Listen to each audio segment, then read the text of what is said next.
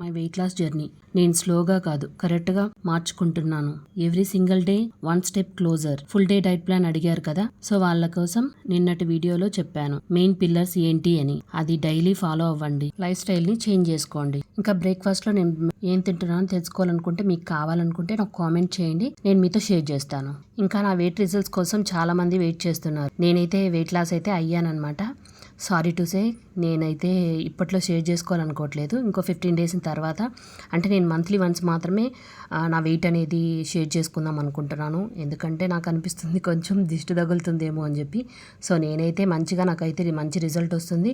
నేనైతే మంచిగా weight loss అవుతున్నాను.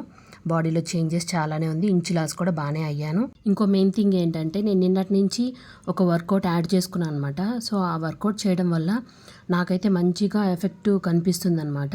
స్టొమక్ అండ్ థైస్ తగ్గడానికి ఈ వర్కౌట్ అయితే చాలా బాగుంటుంది. స్క్రీన్ మీద కనిపిస్తుంది కదా, ఆ వర్కౌట్ అయితే చేయండి. డైలీ 50 టైమ్స్ చేయండి, మంచి రిజల్ట్ వస్తుంది. స్టార్టింగ్లో పెయిన్స్ అయితే వస్తాయి. పెయిన్స్ వస్తుందంటేనే మన ఫ్యాట్ బర్న్ అవుతుందని అర్థం కదా. సో హ్యాపీగా ఫీల్ అవ్వండి.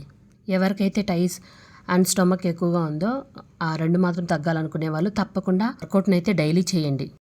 Small changes, big commitment, and I'm proud of myself. మీరు కూడా మీ బాడీకి, మీ జర్నీకి 1 ఛాన్స్ ఇవ్వండి. రిజల్ట్స్ తప్పకుండా వస్తుంది. Let's do this together.